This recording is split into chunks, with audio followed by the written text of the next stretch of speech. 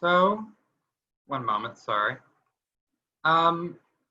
So this right here is the order of the SAT, with the timing, and this is the order in which it's taken.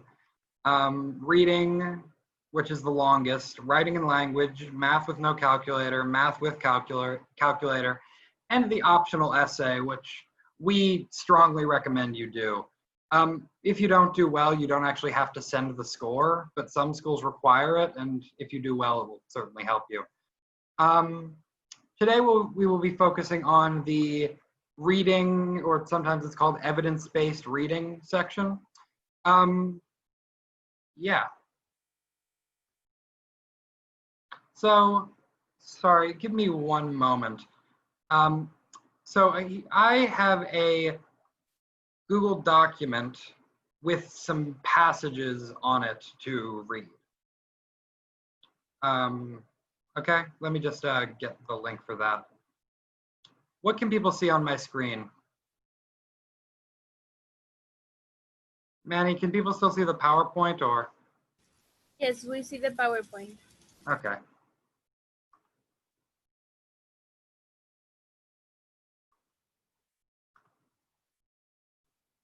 One moment, sorry. So I am about to share a link to this. I can open chat quickly.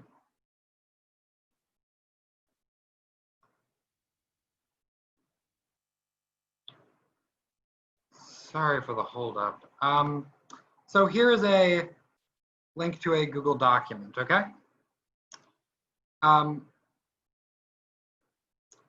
I would, if you could all open that up, perhaps in a different tab or something. This has 4 SAT reading passages on it.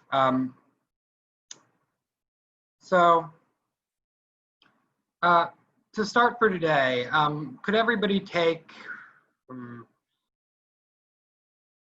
maybe 4 to 5 minutes to read the first passage over? I'll set a timer. Jack? Yeah? Does everyone have access to the doc? Oh, no. Yeah. Oh, the link doesn't work? Yeah, I think you need to just to switch the access to it. So probably just switch it to whoever has the link for it. One moment, sorry.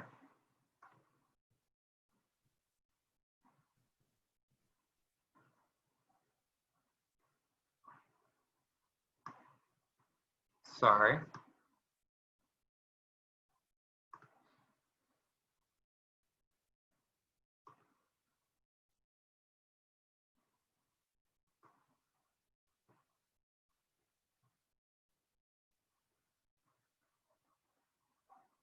So, I'll just share this on my screen. How about? Okay. Yeah.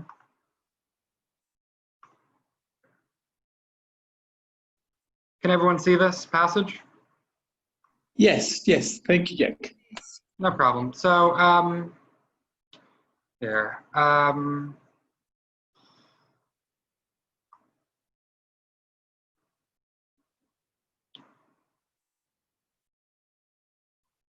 Start out with this. I'll scroll down to get the last bit in a moment.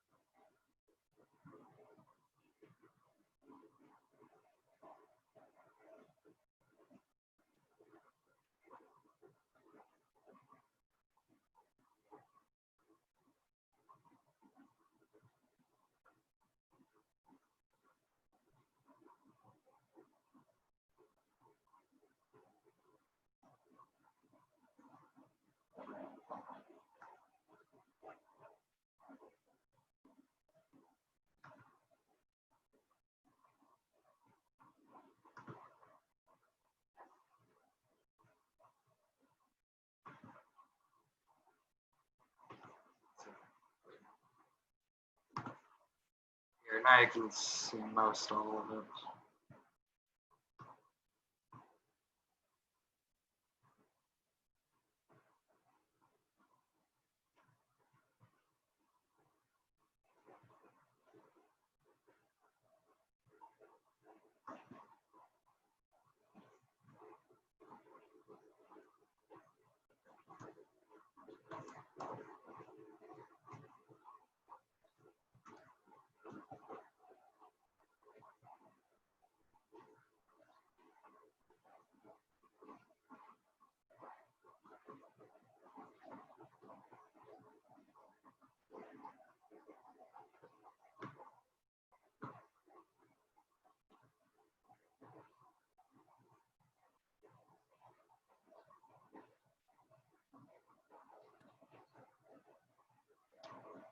So I'll scroll down a little bit so we can get the bottom of the passage. I want to be able to share this so I don't have to do stuff like this.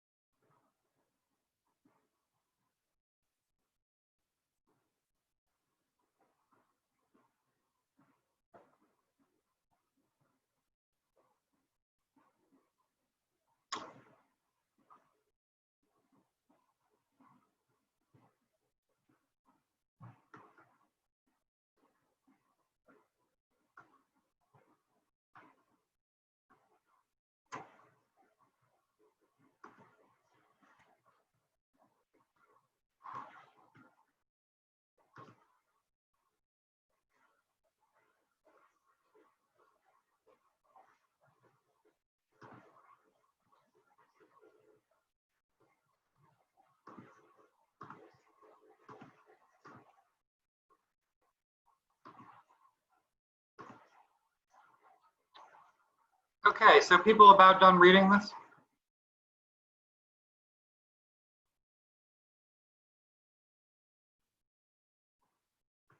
Okay, great. So give me one moment, and I believe I can actually just put the link to this right in the chat.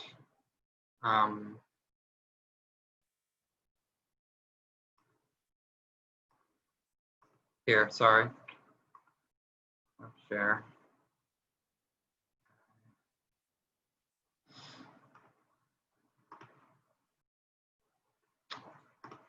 So after this, we will look at the questions for this, but I'd like it if everyone could, I'm going to try and attach the file so everyone can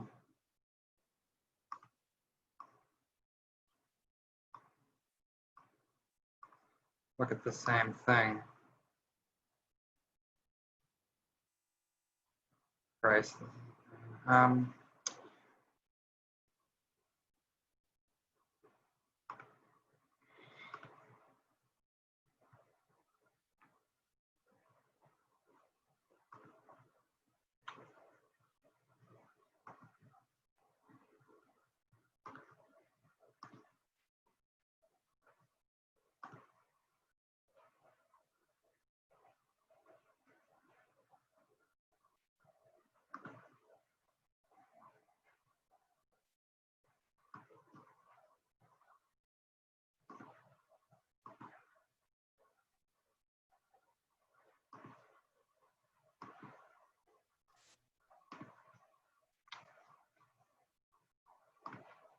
So sorry for the problem here. I really thought I would just be able to share the link. Huh.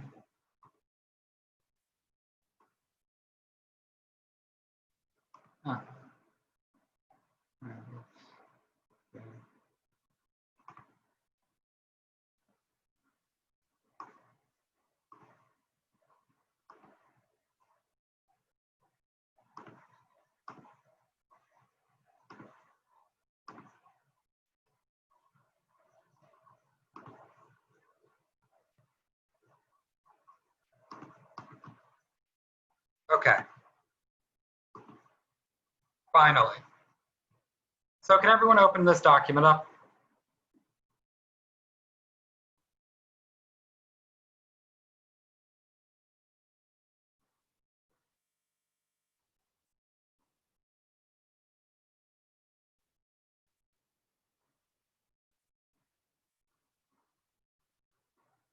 Manny, does that document work for you?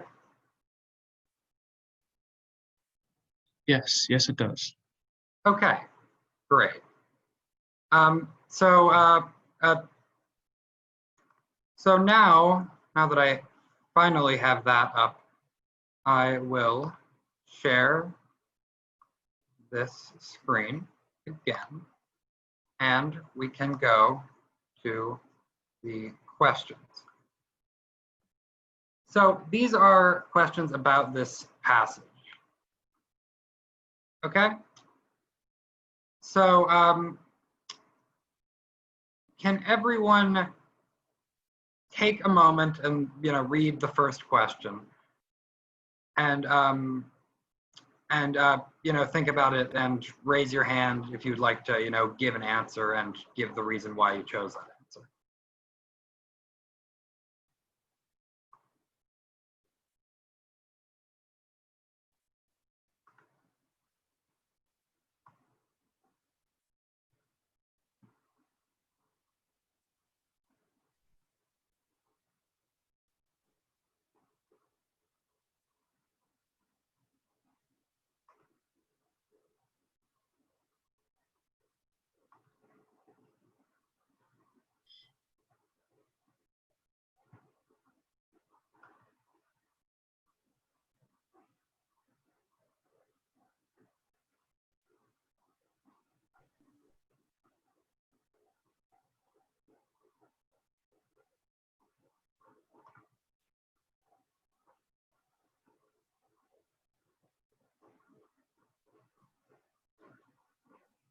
So would anyone like to raise their hand and give the reason, give their answer and why they chose that? Raise your hand using the Zoom function, please.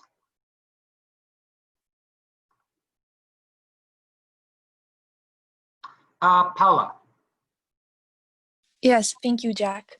So for me, the correct answer would be answer B, because Lady Carlotta is approached by Mrs. Quabarl, who thinks that she is actually Miss Hope. And instead of correcting her, she simply replies that if she must be Miss Hope, then she's gonna be her. Does anyone else have any thoughts?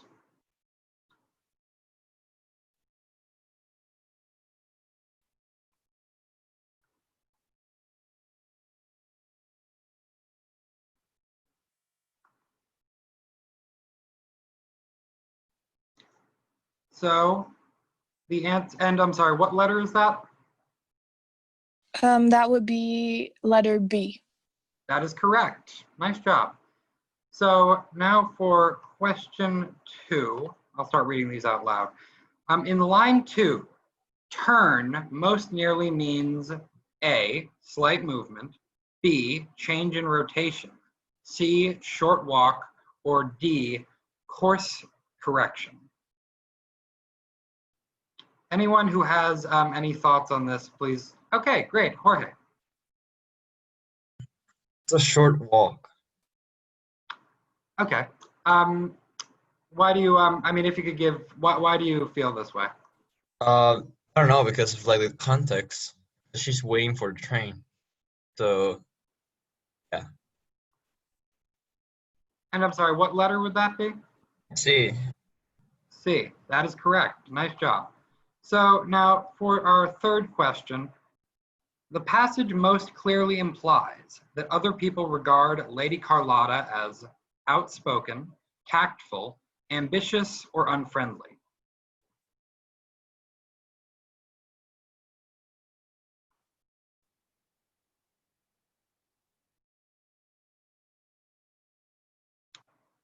Hands up, anyone who feels they know the answer. Or if you have an idea but you're confused, getting these wrong can be a really helpful way of learning and correcting yourself. So don't be shy.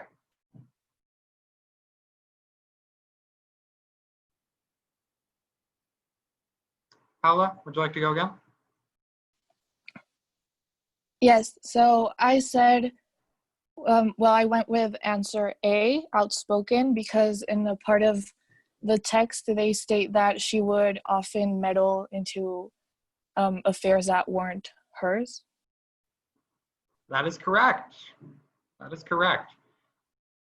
Question 4.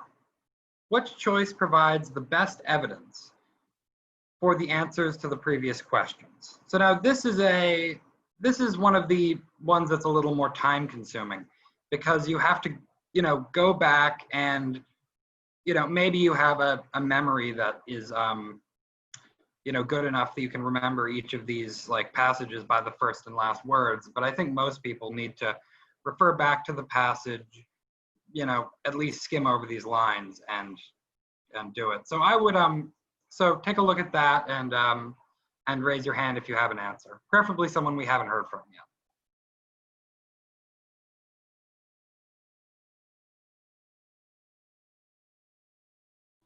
I think it's letter A.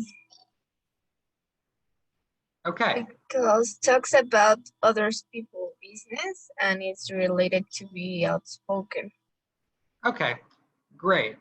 Could you read the passage that letter A is referring to, the lines 10 through 14 out loud? Yeah. Okay. Certain of her acquaintances were wont to give her plentiful admonition as the undesirability of interfering on behalf of a distressed animal, such as interference being none of her business.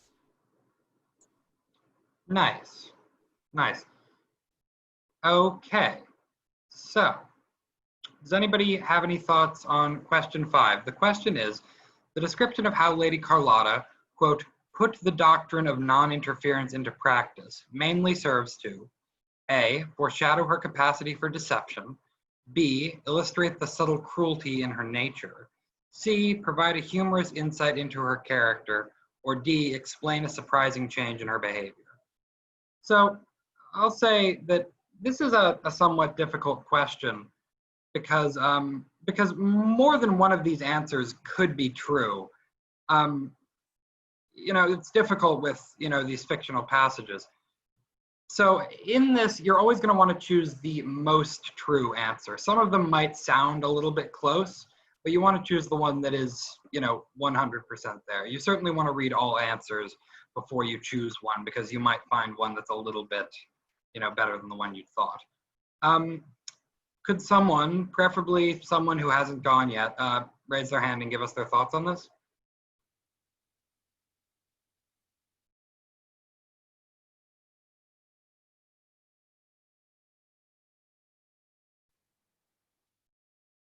Veronica? Okay, I think it's letter C. Okay, it's provide a humorous insight into her character, because there's a part where she's talking about not helping a friend who was in a tree and a wild animal. I don't remember which animal was it. Okay, it was a wild pig, I guess. Okay, and she was there for 2 or 3 hours waiting for someone to help, and she didn't really help her.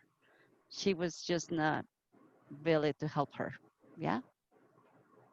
Okay, nice. Yeah, no, I think that's true. By the way, please raise your hand if you're confused about any of these. I have, like longer explanations, like technical explanations written by the test makers. So it's very important to understand, if you get any of these wrong, why you did. Okay, so the next question, in line 55, change most nearly means responsibility, attack, fee, or expense. Charge, sorry. Charge most nearly means.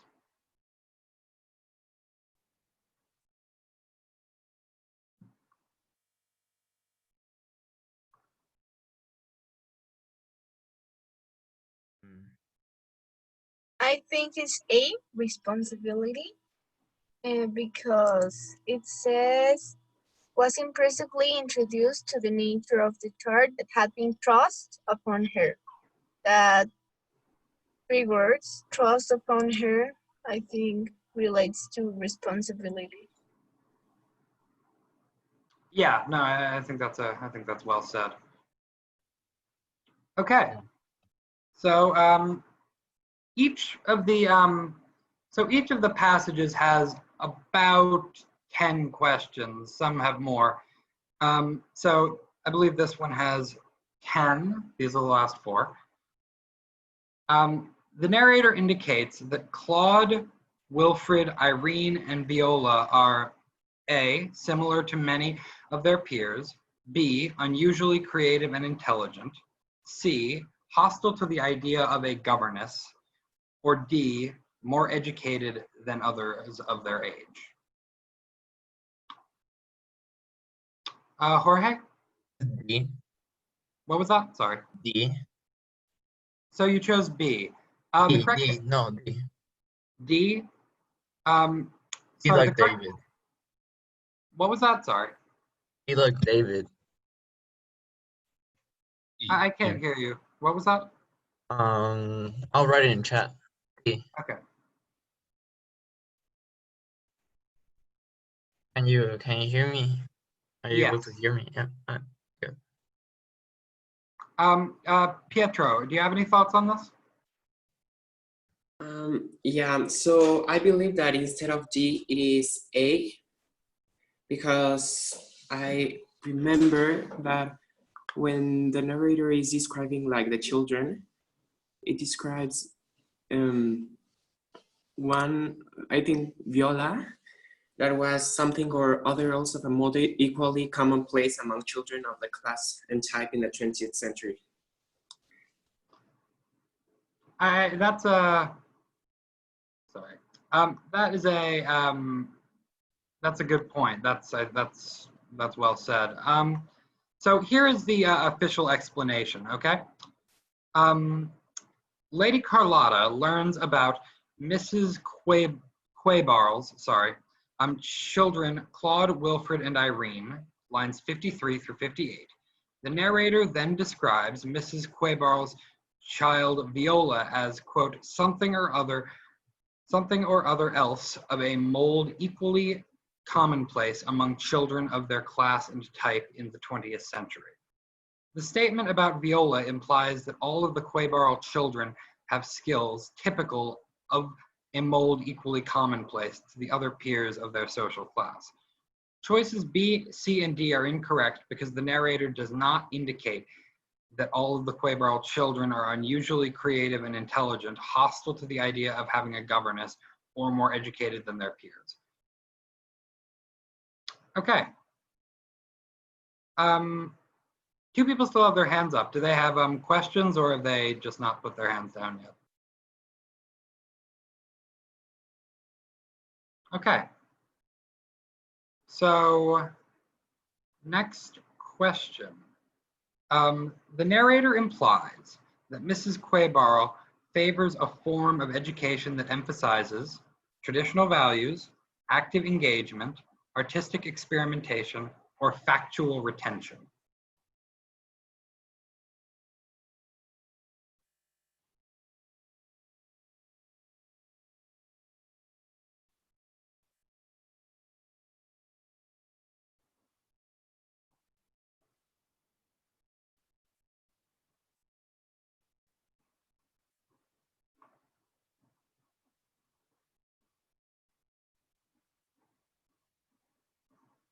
Oh, wait, sorry.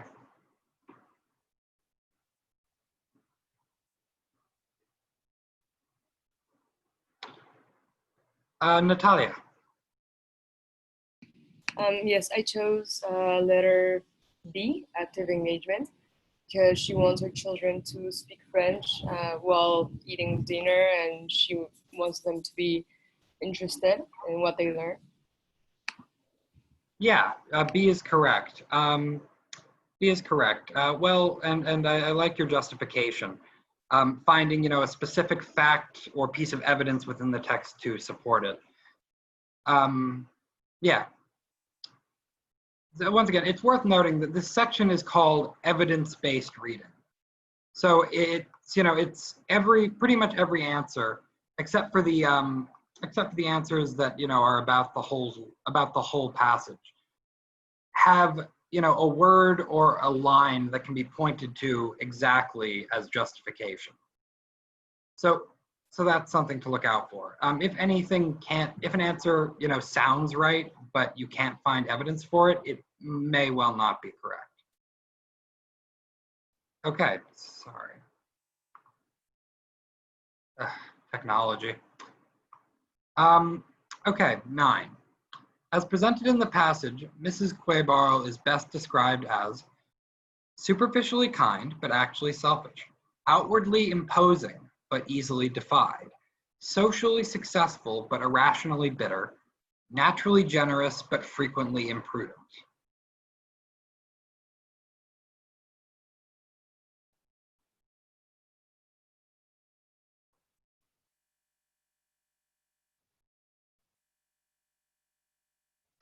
Hands up if you have an idea. Luis. I think the answer is B, outwardly imposing, easily defied. So she is talking about teaching her children French, and then the main character just changed the topic and says, well, if I'm going to teach French, then I may as well teach them Russian. Mm-hmm. That's what? Could you give me the line numbers for that? It is between the lines 77 and 82. Very nice. That is correct, and that is the evidence that the test guide points to. Yeah. So, could somebody point out why it what's wrong with could somebody 1 second, sorry. So the other answers, the thing is they aren't all necessarily going to have evidence against them, but they just don't have evidence for them either. Does that make sense? I think that an answer needs positive evidence. It can't just kind of sound right. So they're going to give answers that you can't really prove wrong, but you also can't find evidence for, and those are wrong.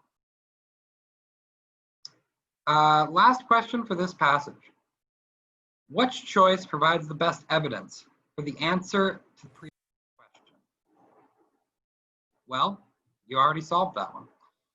So you're going to get some of these questions. I tend to think it's actually sort of helpful. It's almost like you get to spend more time on question 9. And generally, if you can get one, you can get the other, I think. Yeah.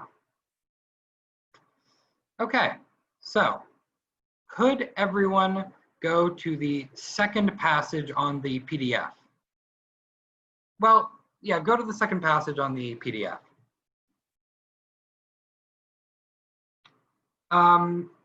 So before we start that, would anyone like to ask any questions about the section so far? You've gotten your toes wet, you've experienced it a bit. Do you have any questions about the reading section as you've experienced it thus far?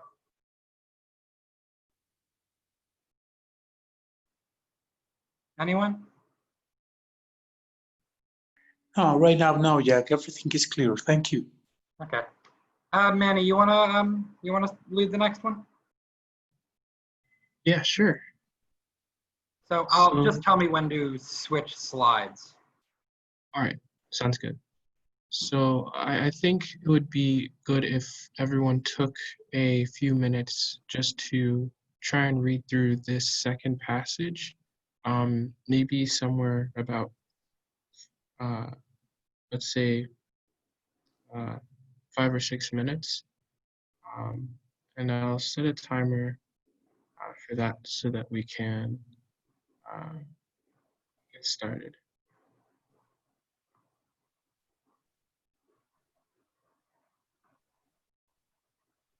All right.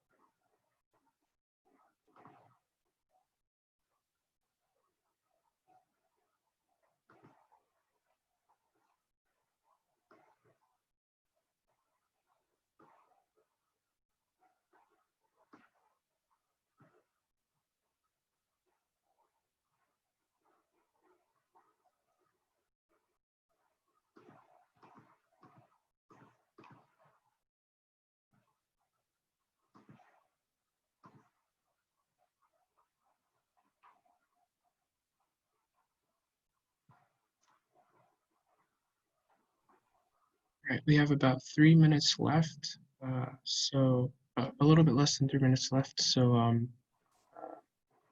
hopefully you're all getting towards the end of the second passage.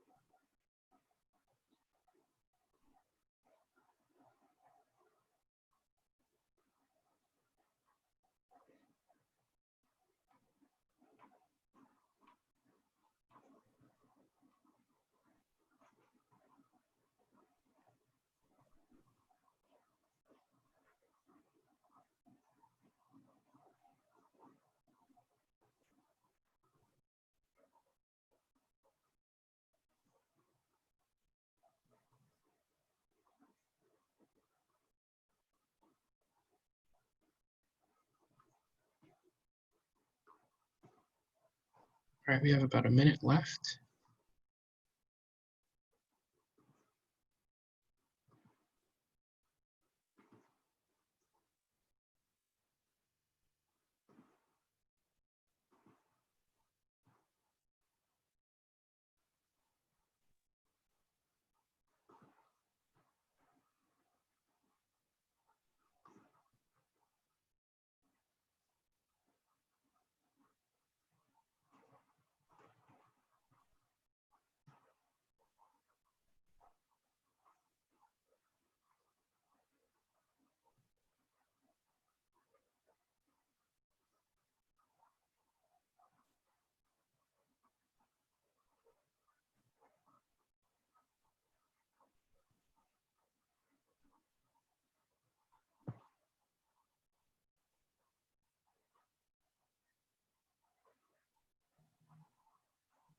All right, and that's time. So now we'll move on to the next set of questions for this second passage that we just read.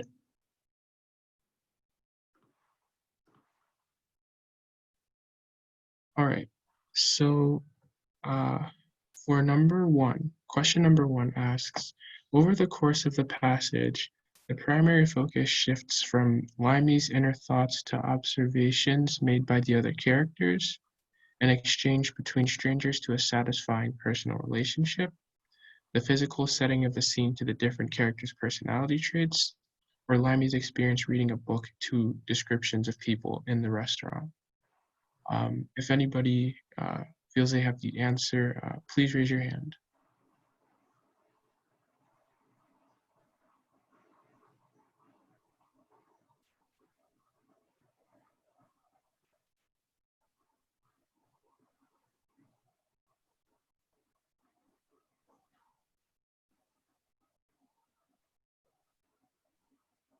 Oh, wait.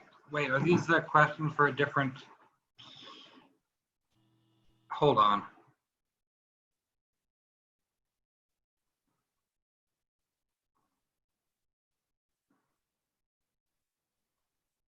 Oh, sorry.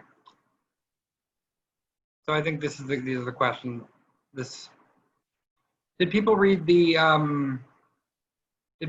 double passage?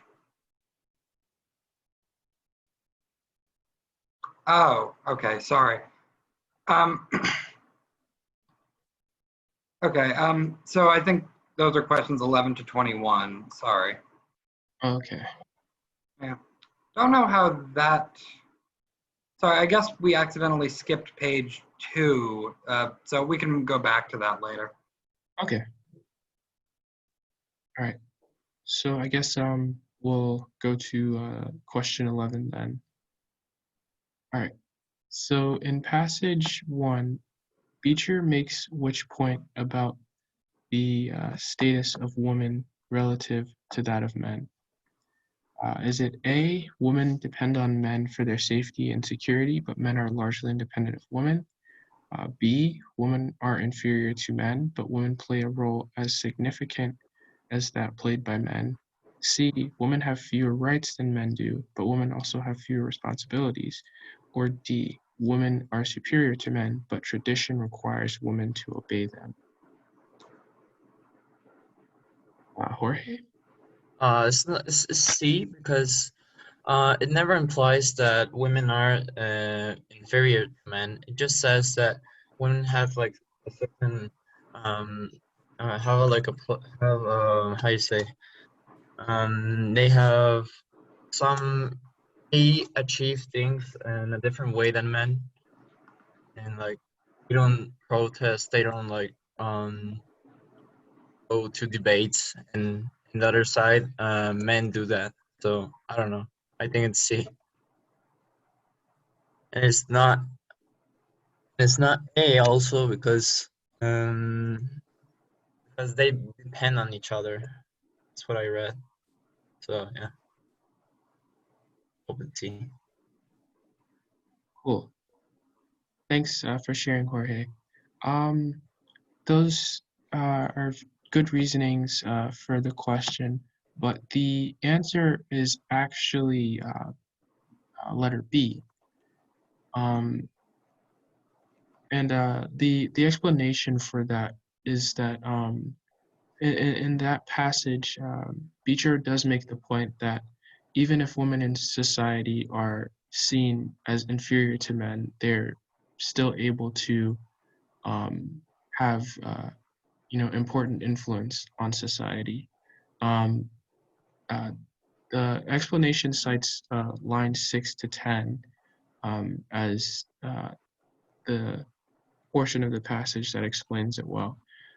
But while woman holds a subordinate relation in society to the other sex, it is not because it was designed that her duties or her influence should be any the less important or all-pervading. And what she wanted to express there was that women do play an important role that's just as important as the one that men do. So yeah, the correct answer for that question would be B. For number 12, which choice provides the best evidence for the answer to the previous question? So I guess I also sort of answered that for you all. The explanation for number 11 was lines 6 through 10. So then the next question, number 13. In passage 1, Beecher implies that women's effect on public life is largely A, overlooked because few men are interested in women's thoughts about politics, B, indirect because women exert their influence within the home and family life, C, unnecessary because men are able to govern society themselves, or D, symbolic because women tend to be more idealistic about politics than men are. If anybody has an answer that they'd like to give, please raise your hand.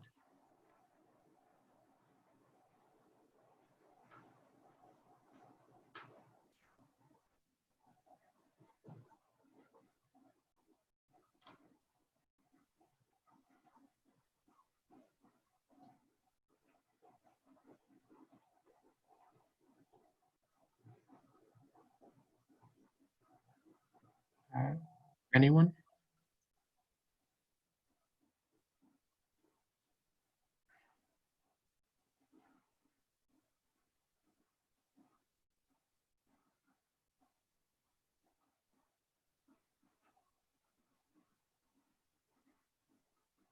Okay. So this question might have been a bit tricky for some people, but oh, oh, okay. Okay, so I'm seeing some people's answers in the chat. Saying So, C. yeah, C. So,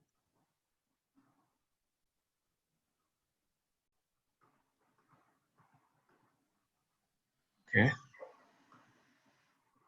So the correct answer actually for question 13 is actually choice B. And the reading explains that in the third paragraph, Beecher is suggesting that women can be so much respected, esteemed, and loved by them, loved by those around them, that men will accede to their wishes. Then the fathers, husbands, and the sons will find an influence thrown around them, to which they will yield not only willingly but proudly. And she, the explanation says that she's showing through these lines that she believes women can influence society by influencing the men around them, and that, in other words, women have an indirect influence on public life. So, yeah, Pietro, the correct answer for that question would be B. I think this set of questions so far is definitely, testing your ability to like look back through the passage and, pinpoint the specific set of lines that can help you answer those questions. So that's something important to pay attention to as well.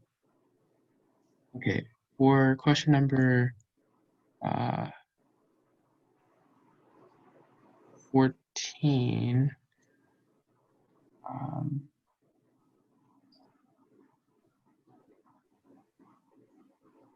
hold on. I think we have question 11 twice, so I think I'll just move to question 15. So for question number 15, as used in line 12, peculiar most nearly means A, eccentric, B, surprising, C, distinctive, or D, infrequent. If anyone has an answer for that question and they'd like to share, please raise your hand, or you can type in the chat as well if you'd like.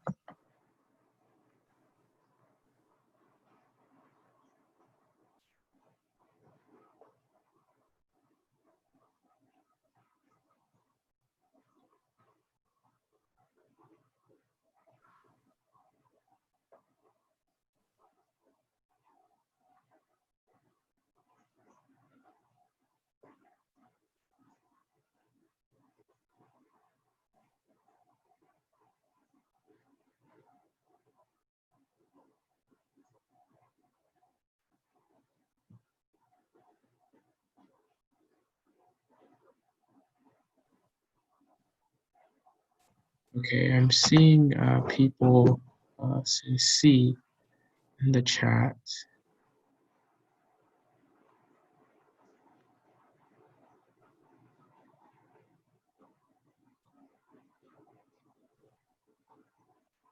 Okay.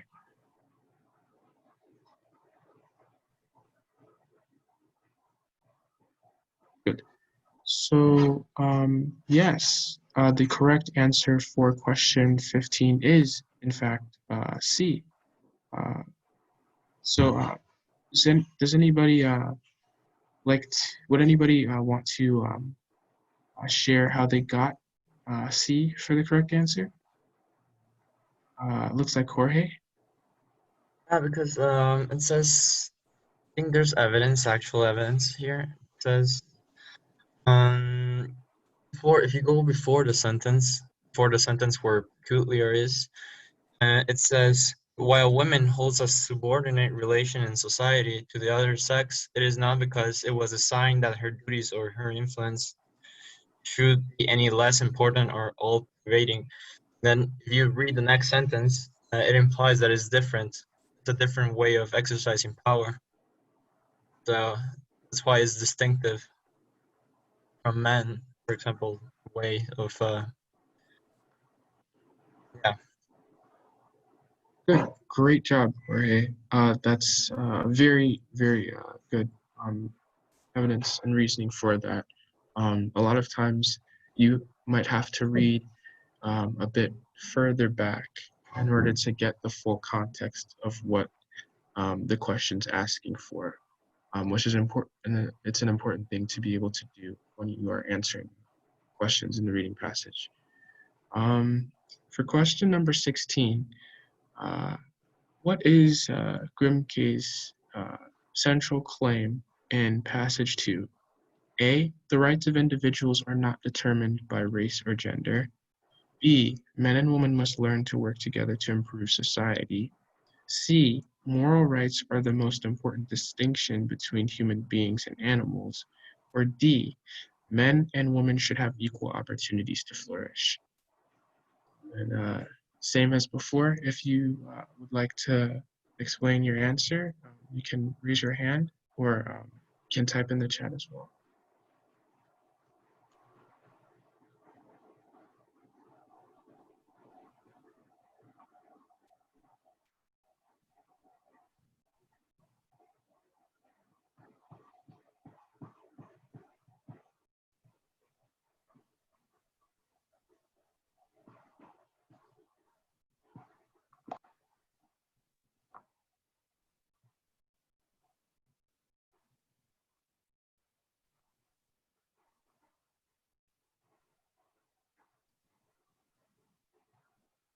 Okay, I am seeing A's in the chat. Yeah, I'm seeing A's in the chat.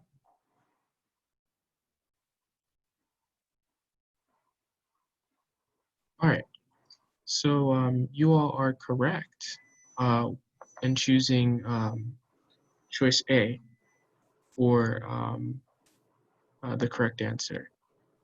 Um, would anyone like to explain how they came up with A for an answer?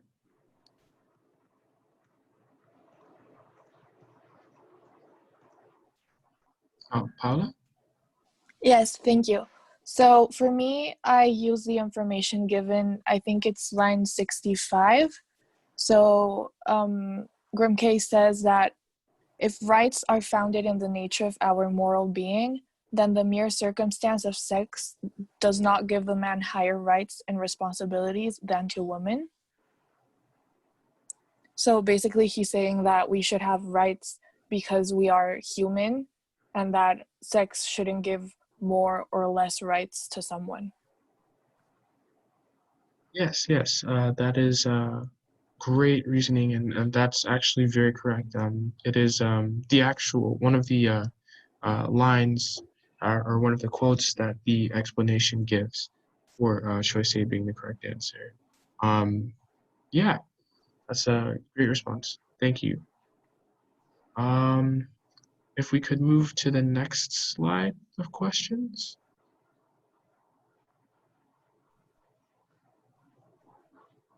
Okay. In passage 2, for question 17, in passage 2, Grimke makes which point about human rights? A, they are viewed differently in various cultures around the world. B, they retain their moral authority regardless of whether they are recognized by law. C, they are sometimes at odds with moral responsibilities. Or D, they have become more advanced and refined throughout history. Yes, same as before. You can type your answers in the chat, or you can raise your hand uh, if you'd like as well to share your answer.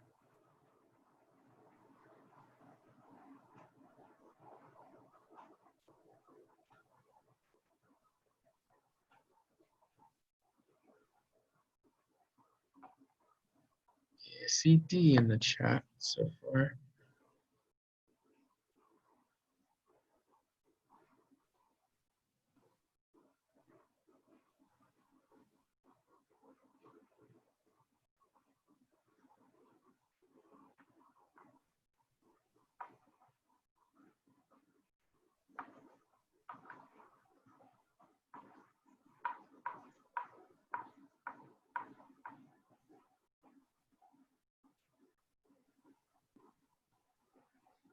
Okay, okay, I'm seeing B in the chat.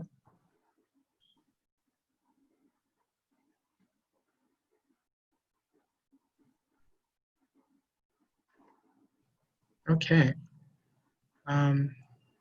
So the correct answer for this question is actually choice B. I see there are multiple people who came up with that answer. So if anyone would like to explain how they got there, that would be great.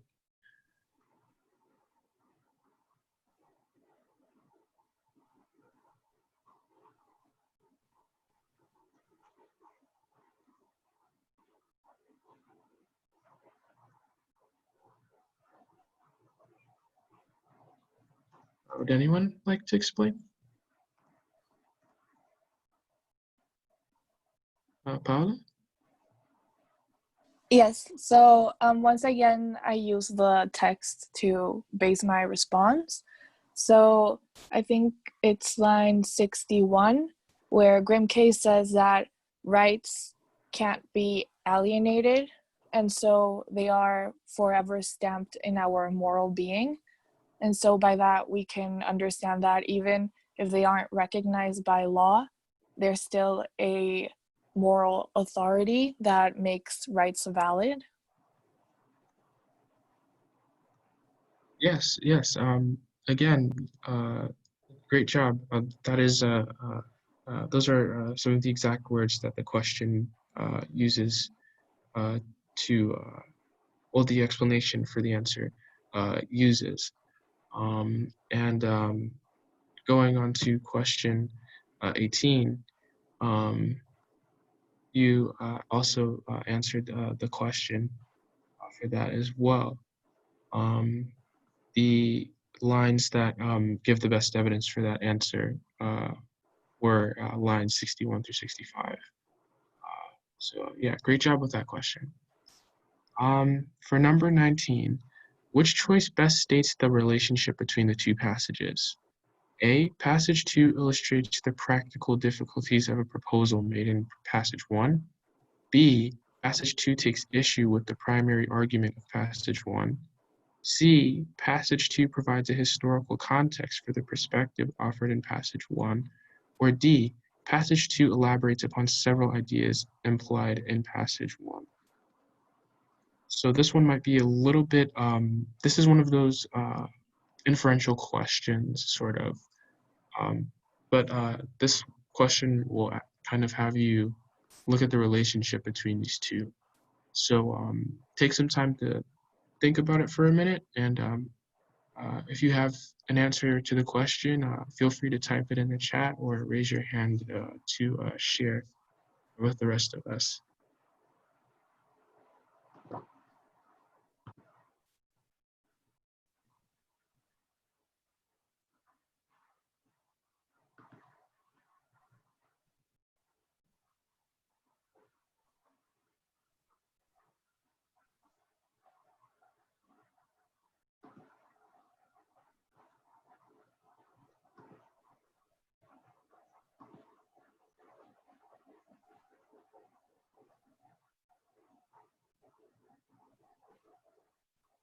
I'm seeing B so far in the chat.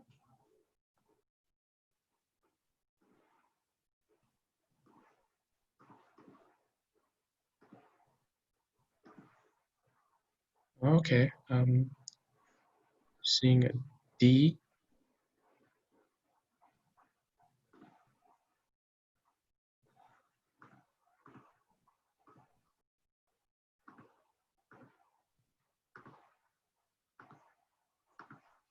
Okay. Okay, so the correct answer for question 19 is actually B. So would anyone like to explain their answer?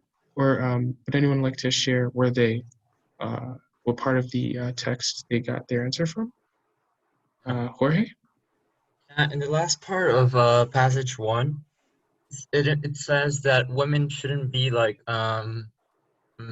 standing for the abolishment of like slavery and all that. So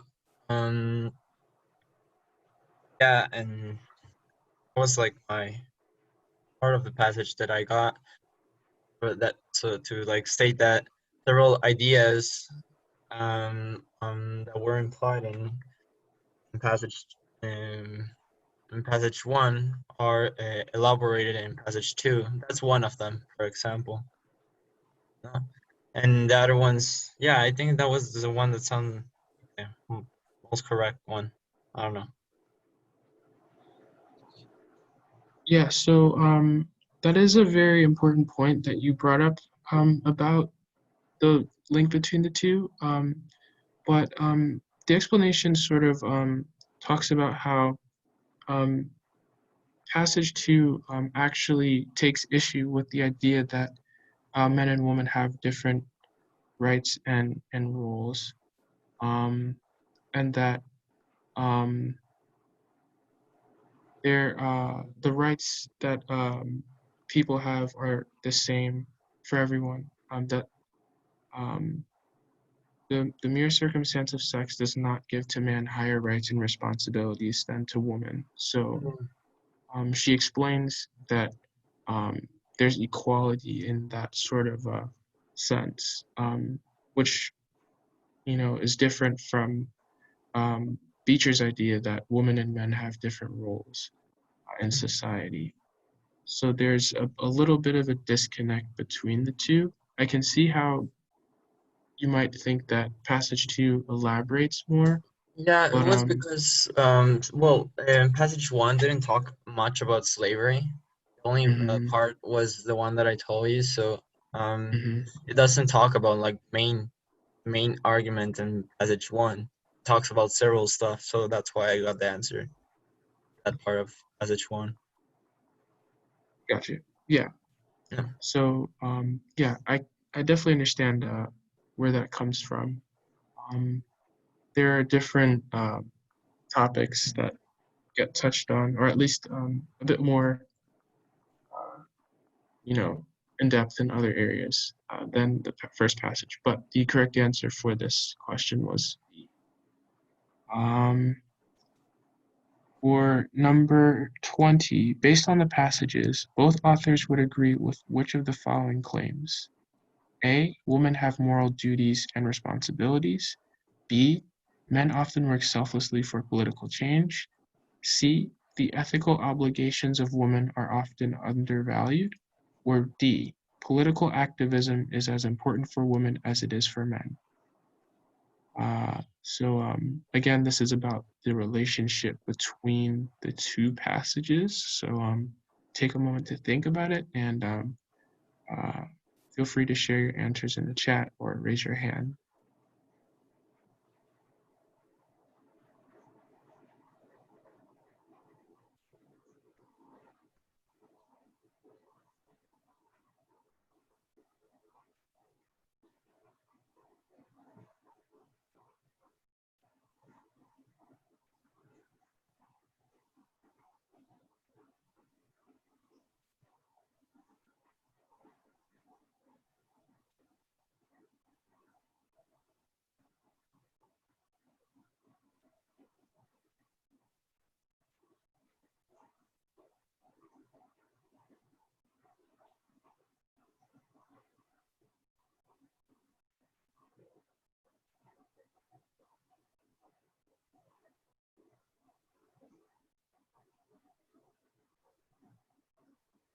Okay, I'm seeing 8 in the chat.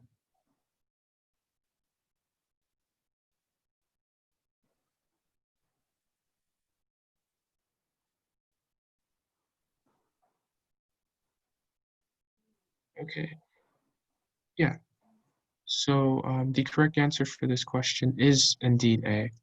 Um, uh, is there anyone who would like to share where they got their answer from in the passage?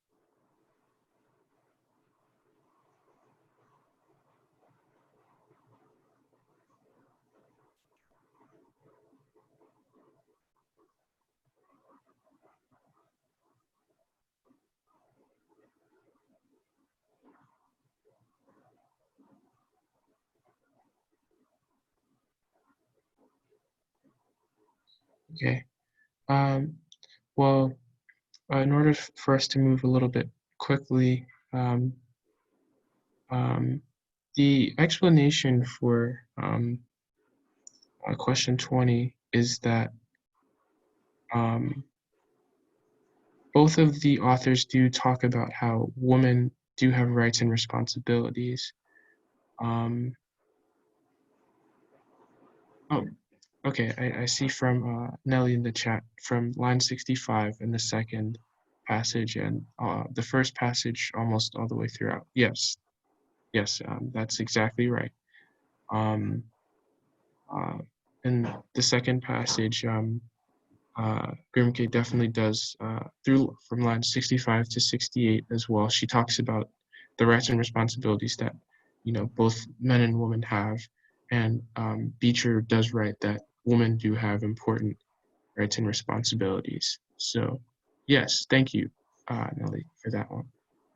And the last question here, Beecher would most likely have reacted to lines 65 through 68.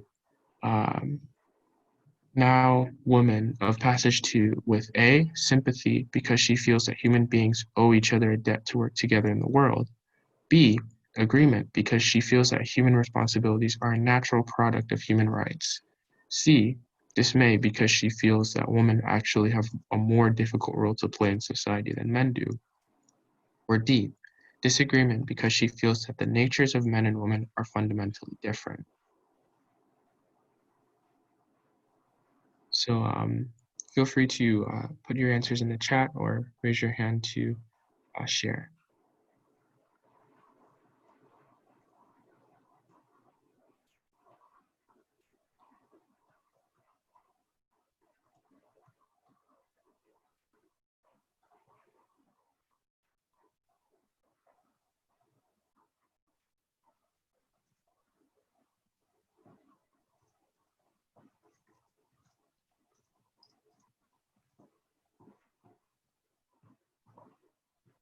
Okay, I'm seeing D's in the chat.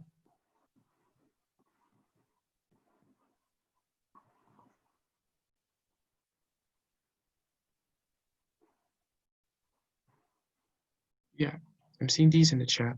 And the correct answer for this question actually is, in fact, D. If anyone would like to share the parts of the passage that they got the answer from, that would be great as well.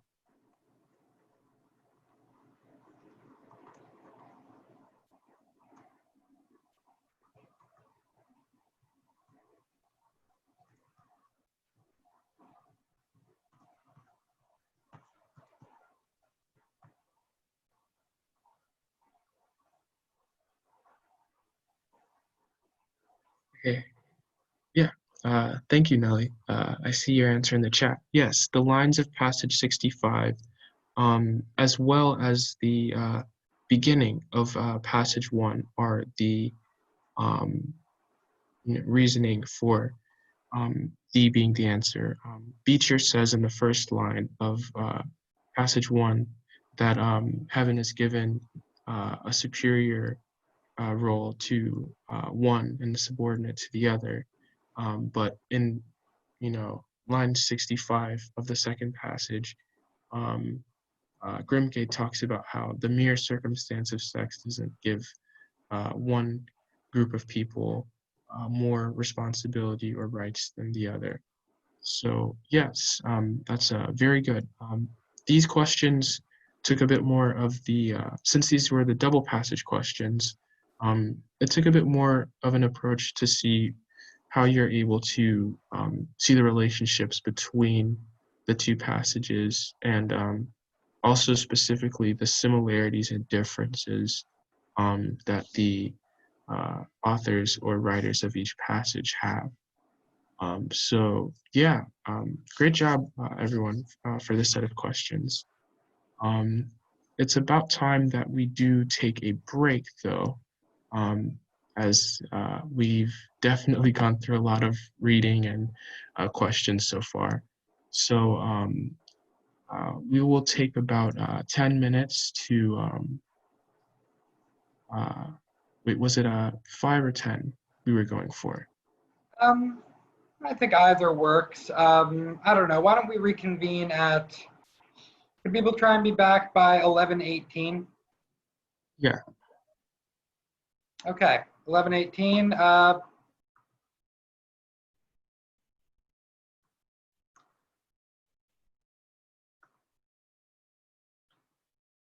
So at this point, I was sort of thinking we would do. I could give like just some advice and talk about test taking strategies a bit. Yeah, that sounds good. Okay, so assuming everyone is back, hold on. So I'll just speak for a moment. First of all, on test taking strategies. The real question is, do you want to read the questions before or after you read the passage? I think generally the idea is that reading the question, I think reading the questions first takes a little longer just because you normally just because you obviously have to read them twice. What you would do with that is just skim the questions, don't look at the answers, but just skim the questions, and then do your, like, read through the passage and try and kind of form ideas in your head about what the answers might be. Then go through, answer the questions as, you know, quickly as you can. You will have to reference back to the passage, but, you know, hopefully you will have to reference back to the passage a little less since you already knew what you were looking for when you read it.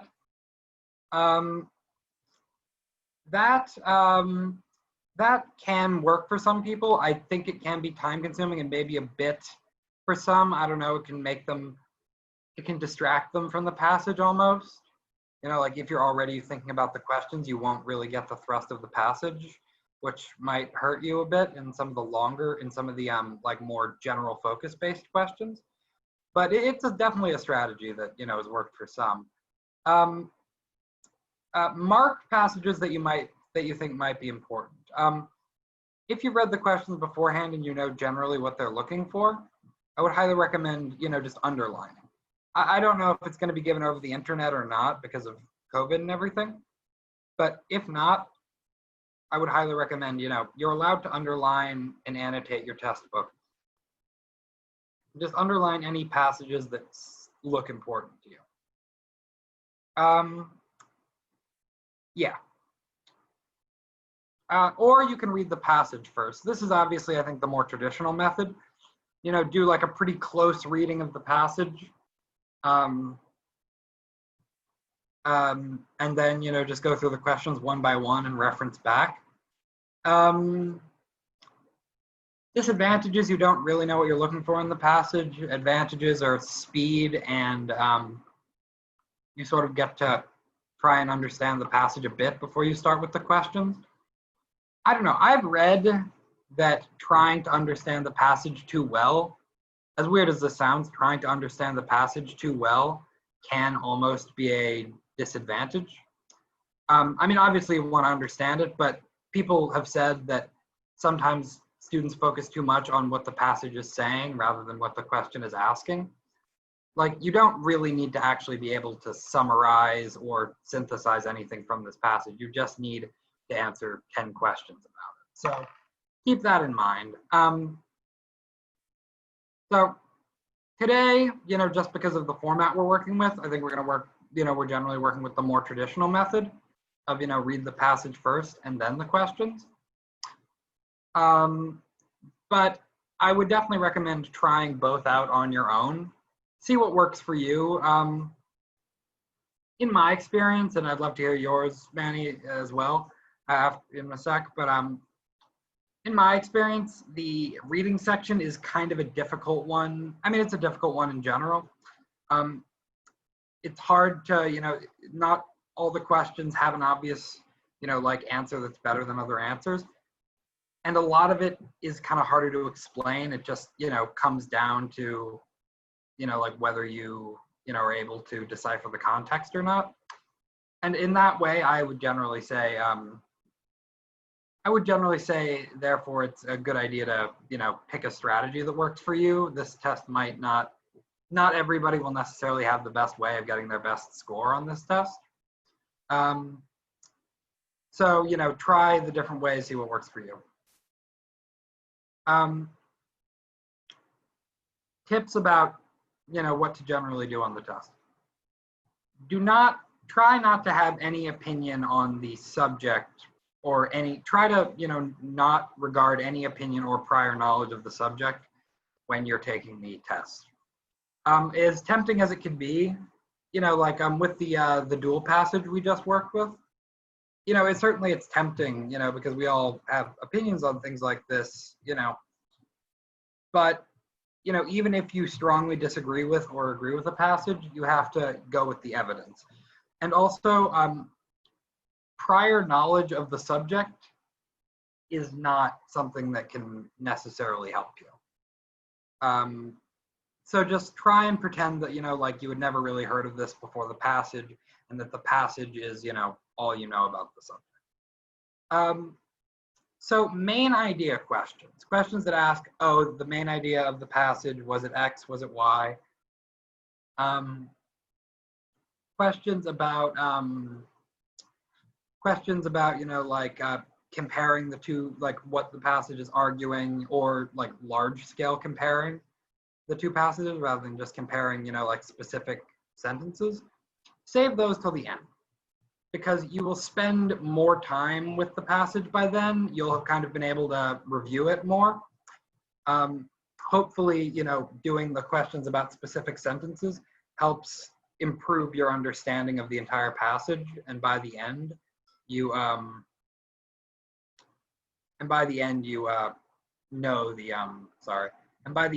know the passage slightly better. You do not. This is something that shouldn't be taken too far, this idea, but you don't need to, really closely read every word of every passage. If you're on a time crunch, skimming really can help. It's certainly better than nothing. If you're a slow reader, honestly, it might be a better idea to just, to go fairly quickly through and then come back and review the passage with every question. I would personally not recommend at all, like, going straight to the questions and answering them without giving the passage a full reading. I think that's a terminally bad idea. In part because you won't be able to get main idea questions, but maybe more so just because you'll miss out on important pieces. But if if it's more comfortable for you, some people do get slightly better scores by reading a little more quickly and and then spending more time looking back than on the first reading. Once again, it's a self-driven system. Like, you have to just see what works for you, try it out, see what's comfortable, see where you score best, and move from there. All right. So, can we all go then to the second SAT, on the document I shared, the passage on page 2, the one that says questions 1 and 10 are based on the following, starts with the Alcazar restaurant. And read that 5 minutes, I guess. That should probably do it, right? 5 minutes should probably be fine. If people aren't finished, I'll give it a little more. So starting a timer for about 5 minutes.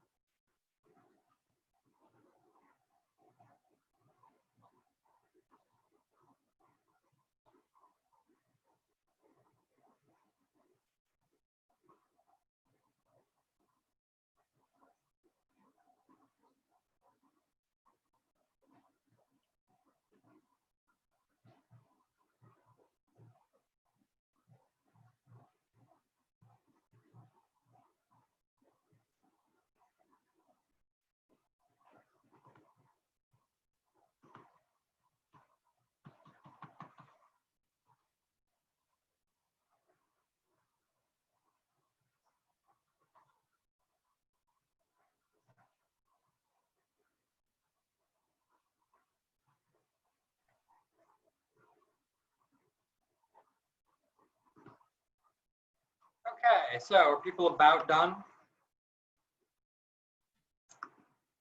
Maybe leave a, just put it in the chat if you've finished reading or if you need another minute.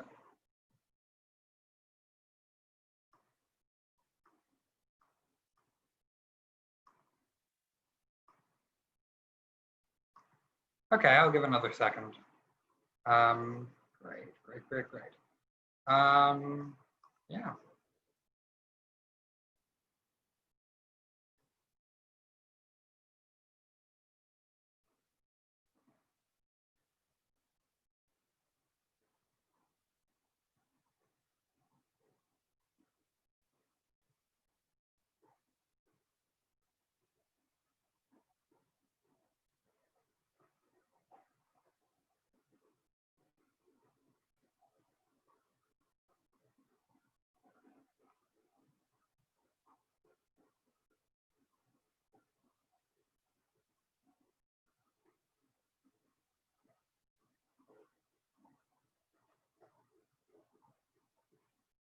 Okay, so I think this, I think we can get into things.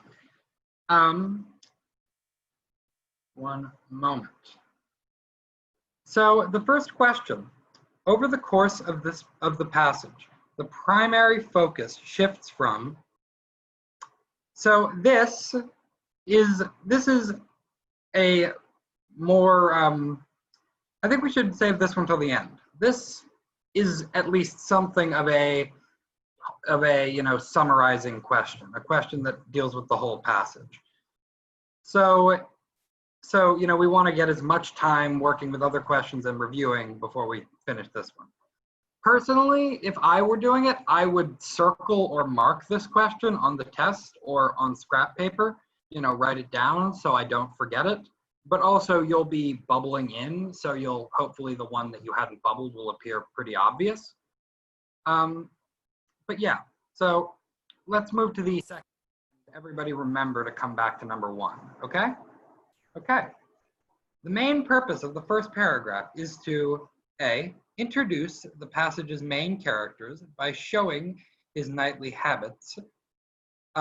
B, indicate the date the passage takes place by presenting period details. C, convey the passage's setting by describing a place and an object. D, foreshadow an event that is described in detail later in the passage. Okay, raise your hand or put it in the chat. Yeah.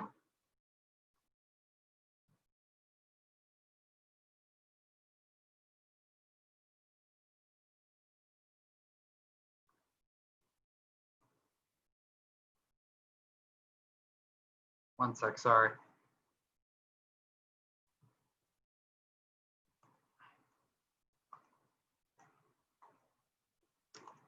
Okay, so I'm getting C. One sec. Someone just messaged.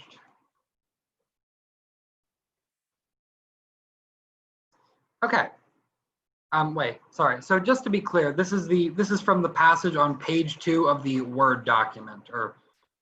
Okay. So I'm getting C. Could somebody raise their hand and tell me, why they got that or why they got something different?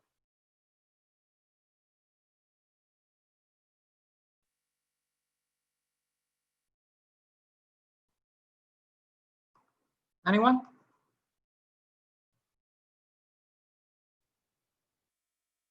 Okay. Well, if no one's really all that confident on this, I can discuss it myself. So people arrive. So the answer is C. The main purpose of the first paragraph is to establish the passage's setting by describing a place and an object. The place is the Alcazar restaurant, which is described as being long and narrow and decorated with art moderne, murals, and plants. And that's lines 2 to 6. And the object is the history book Limey is reading. Choice A is incorrect because rather than establishing what Limey does every night, the first paragraph describes what Limey is doing on one night. I mean, once again, this is important. You cannot extrapolate. You cannot assume that this is what Limey does every night unless it says that. as tempting as it may be to assume like something like that, that will certainly, they'll try and trip you up on things like that. Yeah, choice B is incorrect because nothing in the first paragraph indicates when the passage takes place. Yeah, choice D is incorrect because nothing in the first paragraph clearly foreshadows a event. Foreshadowing can be a little bit hard to assume, but if you don't think it is a foreshadowing one, then it's probably not. If you can't find a passage that actually like very distinctly foreshadows it, then probably not. Okay, so for question 3. It can reasonably inferred that Irma, the waitress, thinks Limey is through eating. Wait. Because he has begun reading his book, his plate is empty, he is no longer holding his fork, he asked her to clear the table. Once again, all of these are perfectly reasonable reasons to think someone has stopped eating, but which one is there evidence for in the passage? Put your answer in the chat and, raise your hand if you have any idea.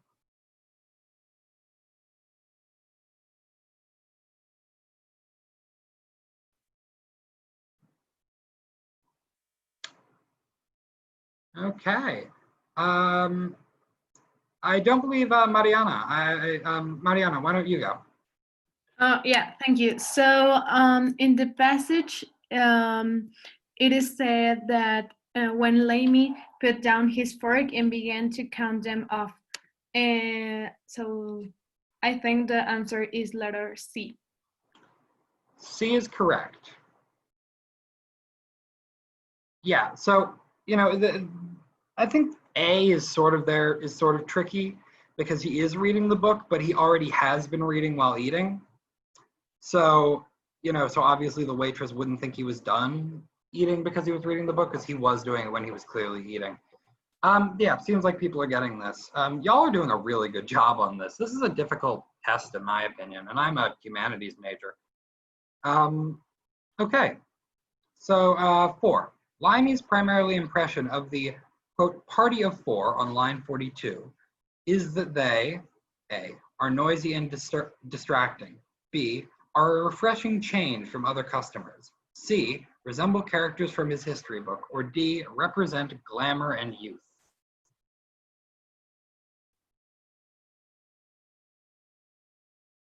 Mariana, do you have a question? Would you like to answer the next one, or is your hand just still up? Yeah. No. Okay, so a lot of A, which is in fact correct. Somebody please describe how you got to A. Or if you got another answer, talk about that.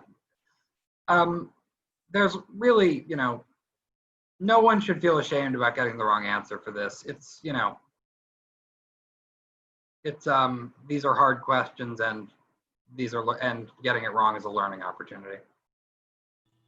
And me, because it says that they were actually noisy, and I think, I don't know, like they were disturbing the place. So, okay. Could anyone raise their hand and give a line number for evidence for this? Paula? Yes, I think that line 52 could work. I think in line 52, the text says they laughed more than there seemed any occasion for. Well done. Yeah, no, that's exactly right. Nice job. Okay, so question 5. If I can get technology to work, which is a big if. Which choice provides the best evidence? Wow, I keep asking. Once again, I would generally say that if possible, you should know the answer to questions like number 5 before you get to them. So the fact that, we end up answering them before we read them is by design. generally. So interestingly enough, this very specifically says, 55 to 59, even though 52 sort of works. I think they just want those specific lines. Yeah. All right. So,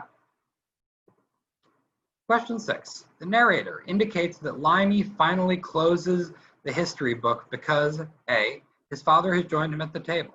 B, the people at the other table are disrupted. C, he has finished the chapter about the Congress. Or D, he is preparing to leave the restaurant. Thoughts and hands.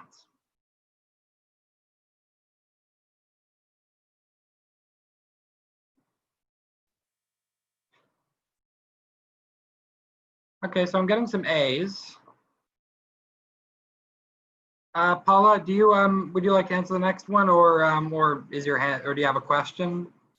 Oh, yeah, I can answer it. I put that it's answer A. His father has joined him at the table, and I believe it's in line 67 where he recognizes a coat that belongs to his father, and it is only then where he decides to finally close the book.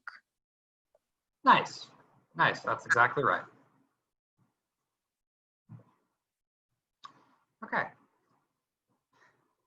The primary impression created by the narrator's description of Mr. Peters in lines 74 through 79 is that he is healthy and fit, angry and menacing, nervous and hesitant, or aging and shriveled.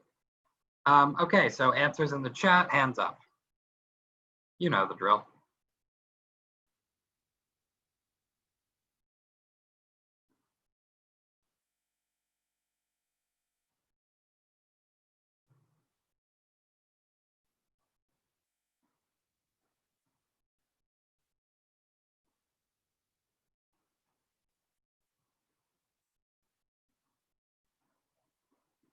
Okay, so we're getting a few answers of D.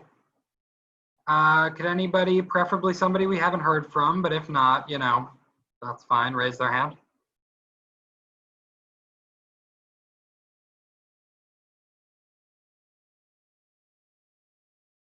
It really does help you understand these if you're able to explain them, just, if that's an incentive at all to, raise your hand. Natalia. Yes, the narrator, well, I chose also letter D because the narrator talks about his gray hair, well, Mr. Peters' gray hair, and that he's losing weight. So that was the main reason why. Yeah. Nice. Nice job. Okay, number 8. The main idea of the last paragraph is that Mr. Peters, A, neglects to spend any time with his family members. B, behaves as if he is a younger version of himself. C, is very conscious of the symbols of wealth and power. Or D, is preoccupied with the knowledge that he is growing old.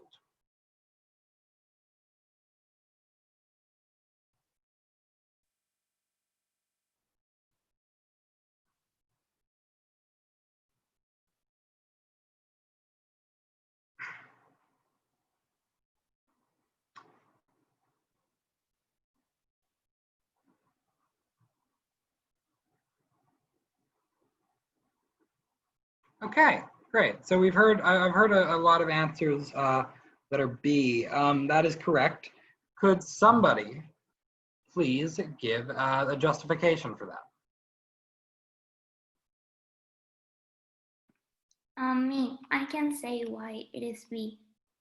Okay, great. Go for it. Because it says he was always there, tugging at Mr. Peters' elbow, making him do things that were not becoming in a man of 45. And that's why I think that it is letter B. Behaves as if he's a younger version of himself.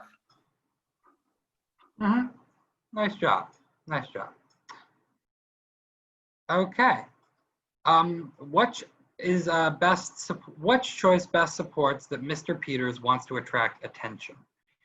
80 to 81, 81 to 85, 90 to 91, or 91 to 93?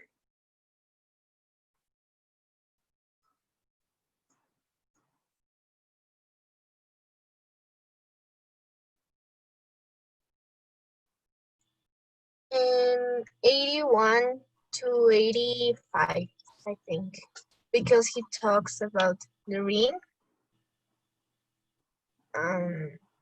Yeah, he's showing off the ring to the ladies and to the waitress. Correct, correct. 10. As used in line 93, becoming most nearly means emerging, fitting, developing, or happening. Oh, sorry.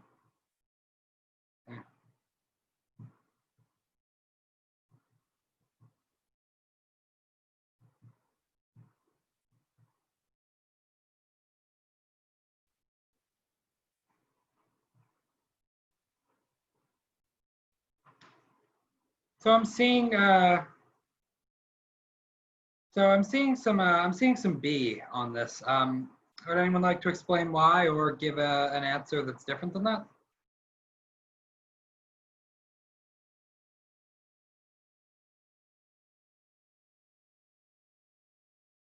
Anyone? Would anybody like to justify or dispute that it is B? Yes, I can. Great. So I think that is letter B because it says at the end, not becoming in a man of 45. So he's like referring that no other men's of 45 do that things. Nice. Yeah. No. Nice context clues. Nice work with context clues. Yeah. No. That is completely right. So I think we could at least start the next passage. I think. Manny. Yeah, we could definitely start it. I'm not sure how many of the questions we'll get through, but we can definitely read through the passage for sure. Yeah. Maybe, and maybe if you could, particularly focus on the graph questions, that would be helpful because we haven't gotten any of those yet. Oh, yes. Number one. Yeah, Thank you. thank you. Valeria. Thank you. Extremely good job on that. Who would like to give the answer to number one? Over the course of the passage, the primary focus shifts from Limey's inner thoughts to observations made by the other characters. B, an exchange between strangers to a satisfying personal relationship. C, the physical setting of the scene to the different characters' personality traits. Or D, Limey's experience reading a book to descriptions of people in the restaurant.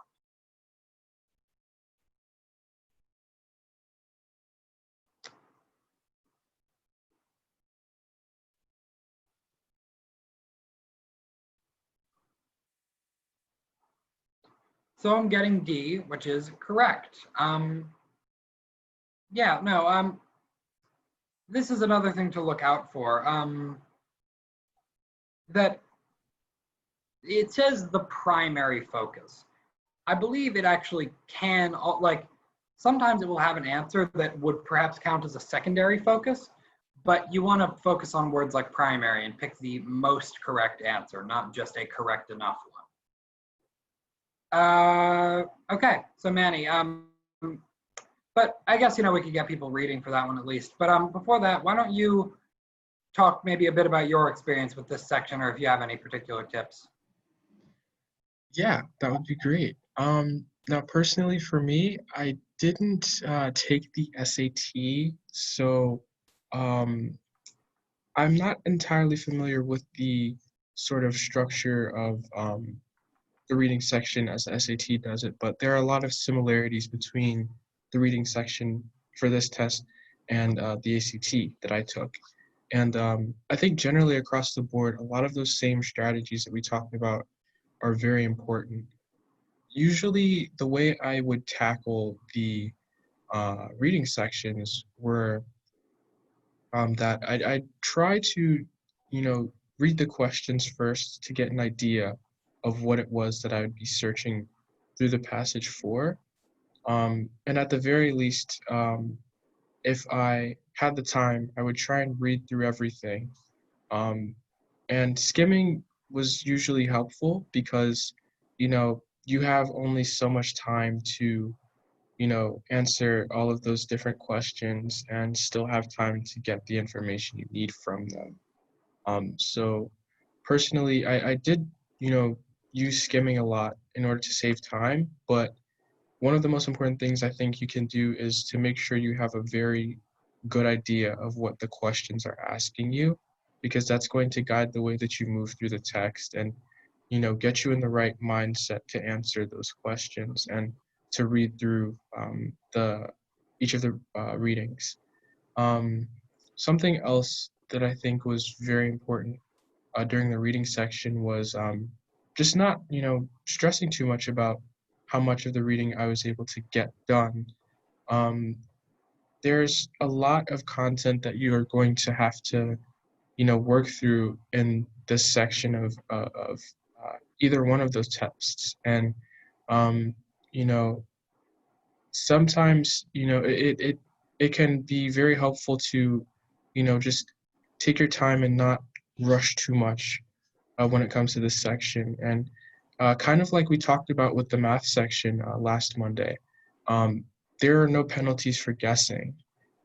Sometimes, especially with reading, when you're in the right mindset or you have a good grasp on most of the details of the text, um, you can guess much more easily which of the answers um, might be correct.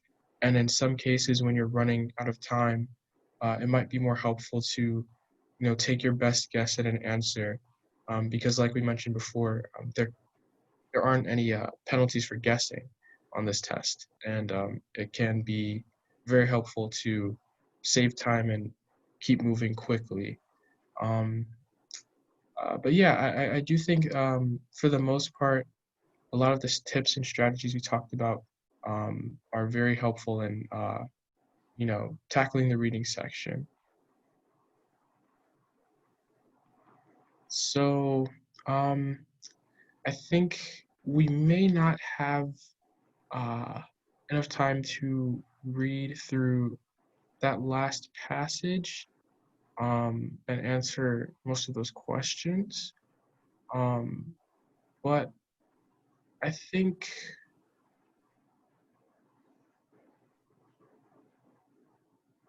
we could definitely try and at the very least read through um, the passage and see what we can come up with. So um, I think we'll put about maybe 4 minutes to read it. If anybody needs more time, that's totally cool. But the passage we're going to try and read now is the one about agriculture, if I'm correct. So yeah, I'm going to put 4 minutes on the clock, starting now.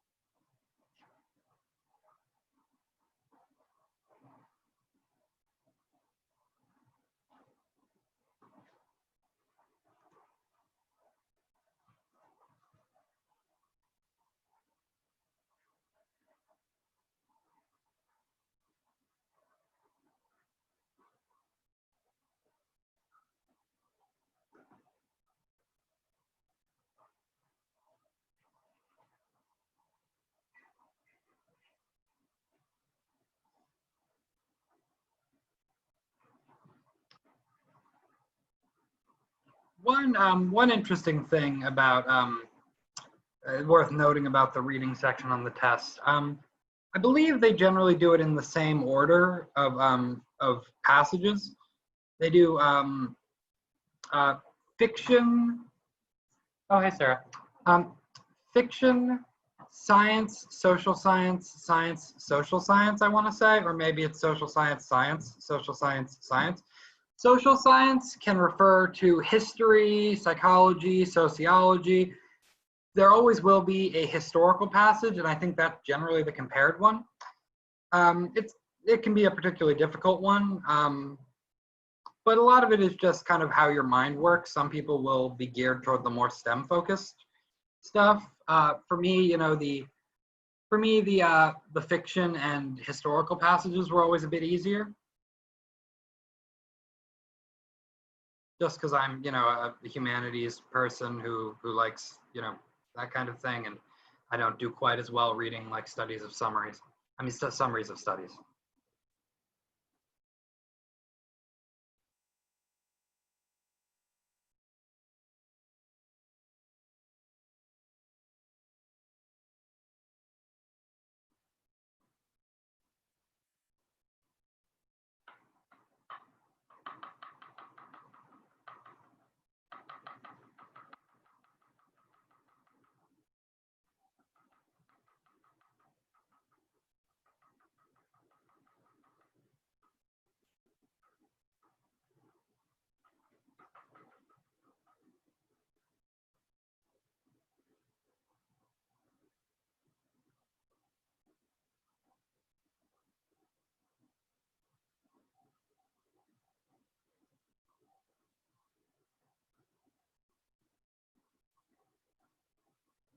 All right, that's 4 minutes for the passage.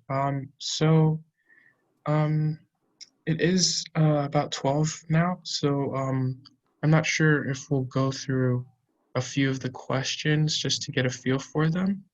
I think we might try at least the first couple of questions, yeah. Okay, so would you like me to go to that slide? Yeah.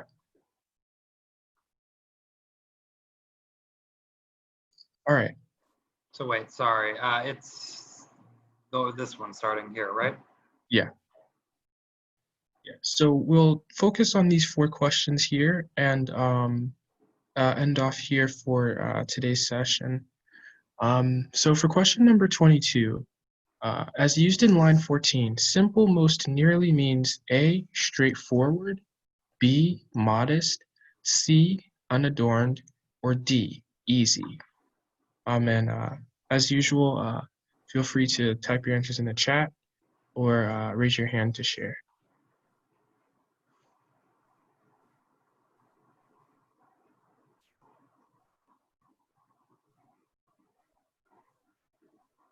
Okay, I'm seeing some A's in the chat.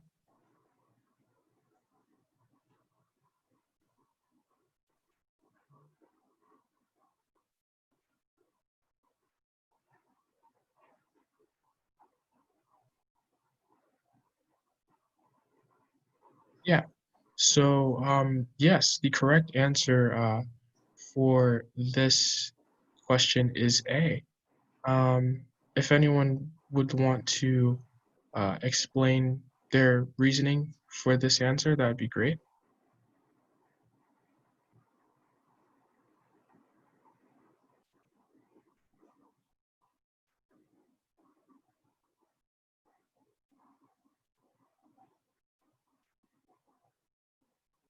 Anyone?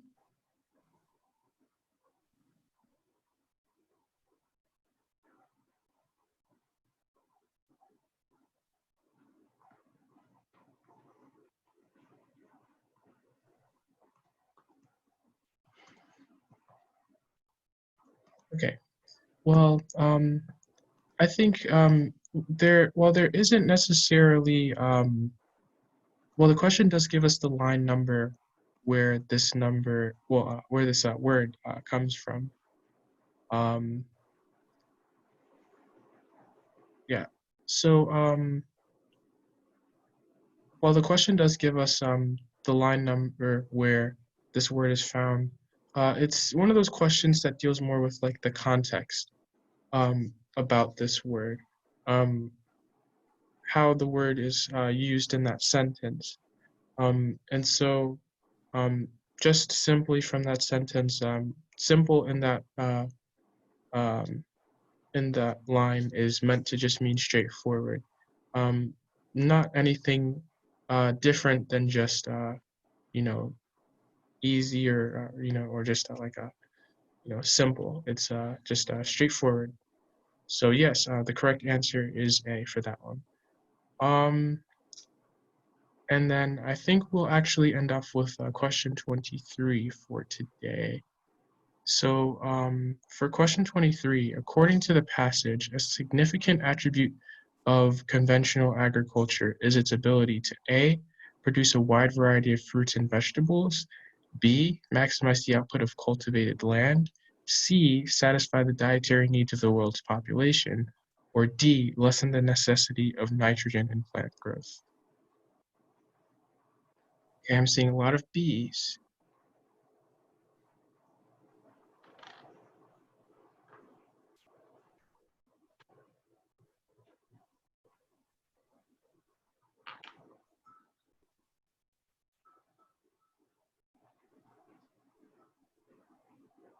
All right. So the correct answer for this question is indeed B. And just to save some time, if you used lines 40 to 42 as your reasoning, where the uh, passage says that organic farming yields 25% fewer crops on average than conventional agriculture, uh, or lines 51 and 52, where organic farming delivered a lower yield for every crop type.